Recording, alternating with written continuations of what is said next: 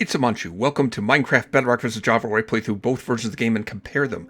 I'm here in my Java Edition world, and this is going to be a special episode. I want to talk about a special kind of farm that most people don't even know it exists, but it's actually very OP, and normally I wouldn't even let people know about this, but today is a special day. Today I'm going to build a silverfish farm. Look at that, it's so adorable. Cute little guy. Now, silverfish, you can find them in mountains, in infested stone blocks, and infested deep slate blocks, but they're fairly rare. They're also a silverfish spawner in every stronghold and portal room, and I can use this to make a really super powerful farm.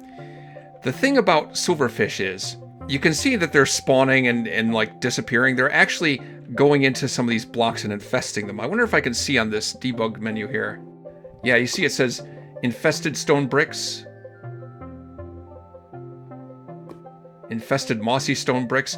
They can infest deep slate or stone or various variants of stone, like mossy stone and cobblestone. If they don't see anything to attack, they'll go into those blocks. If you attack a silverfish and don't kill it immediately in one swing, it'll summon other silverfish from nearby infested blocks. They'll leave those infested blocks and come out and attack you. If you break an infested block, I think this is an infested block, the block will be destroyed.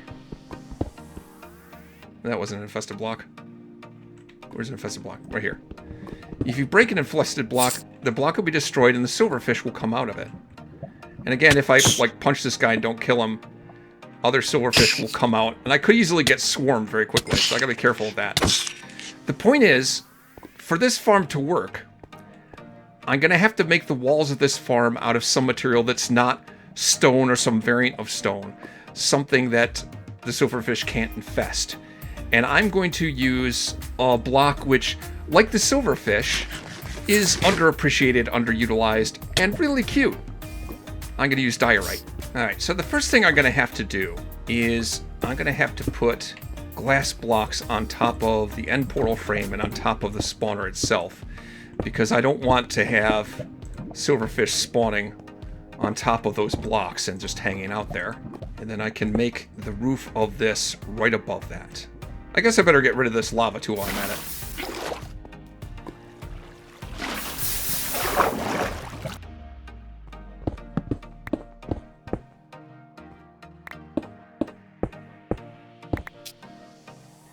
One of the things that makes this farm so cool, and it's a lot of fun to build, it doesn't matter how well I light up this area, I'm still getting silverfish spawning while I'm building it, so that adds to the excitement. Also note, I don't know if I mentioned this, but you need to find a stronghold where there's an end portal that hasn't been activated yet. If you tried to bake this with an active end portal, you'd be in for a world of hurt, because you're going to end up with a lot of silverfish going into the end and just building up there until you travel out to the end again and find them. So yeah, make sure it's not an active end portal. I went to find another stronghold that isn't the one I went to the end from, so that I could do this in an active portal.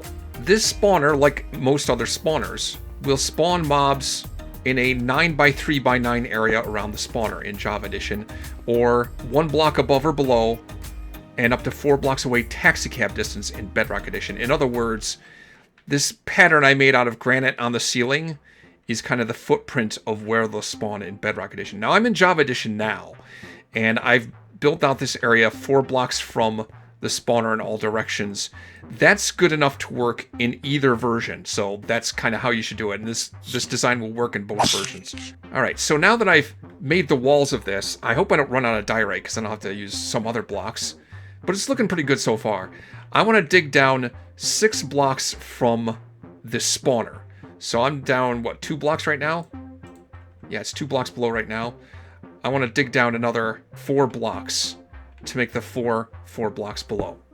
The reason for digging it down that far is there is a cap on how many silverfish can be in the area. If there are 6 or more silverfish in the area around the spawner already, then more silverfish will not spawn in.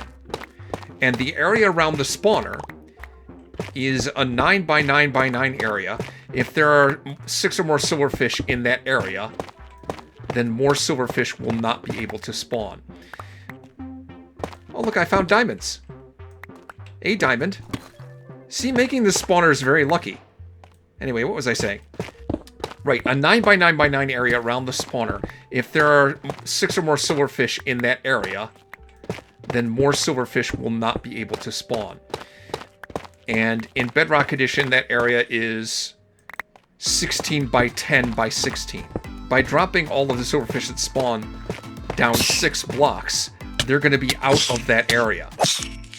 And that means the spawner will just keep spawning silverfish indefinitely and not stop. And that's, you know, that's the design you would use for any kind of spawner like this. By the way, in order to avoid extra fun, I am using a silk touch pick to mine all these blocks, because many of them are infested, and there would be silverfish coming out if I didn't. But mining them with silk touch means that I'm not going to get any silverfish coming out. Look at that, even more diamonds. This has definitely been a worthwhile exercise. But that's not even the half of it. Just wait till I get this farm running.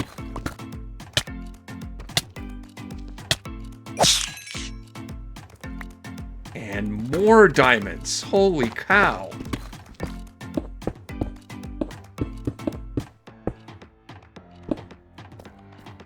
Alright, I've done down 6 blocks, and yeah, I ran out of diorite, but that's okay, because I think adding the granite as well, that's another block that they can't infest, just adds an extra level of detailing, makes it look even better.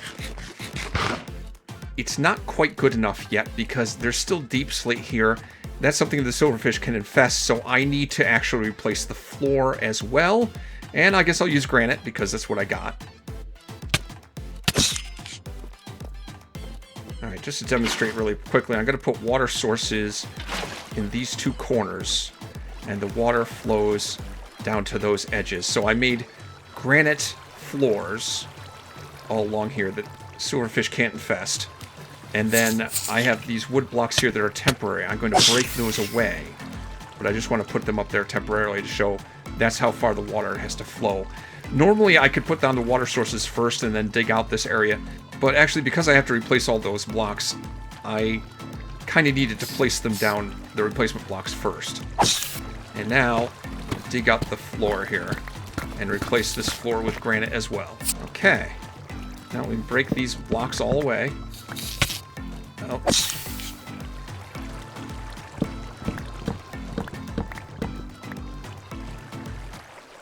I have granite all over everything, so that's good. And now the water flows down to this channel, so I need to dig this channel out. This is where I will funnel all the silverfish. Wow, look at that. More diamonds. I'm finding so many diamonds in the process of setting up this farm. It's amazing.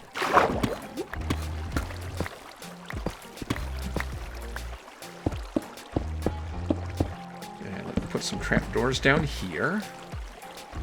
And then slabs here. Silverfish are small. They can fit through very small spaces, but they are not good jumpers. So if I set up this little space here, they will not be able to get to me. Yeah, let's beautify this area a little bit. It's a nice, pretty diorite staircase. Now I could just sit here and rake in the experience. I suppose I can make one last check inside, make sure I take out all the torch lights. Although it really doesn't seem to matter. The silverfish don't seem to care. And in the time it took me to set that farm up, I've already got 23 levels just from the silverfish that were spawning while I was setting it up, which is pretty cool. The silverfish, when you kill them, they drop 5 experience. They don't have any other drops but experience, but they drop 5 experience. How many other mobs drop that much experience? I ask you. How many? Kind of curious to see how many diamonds I get out of this.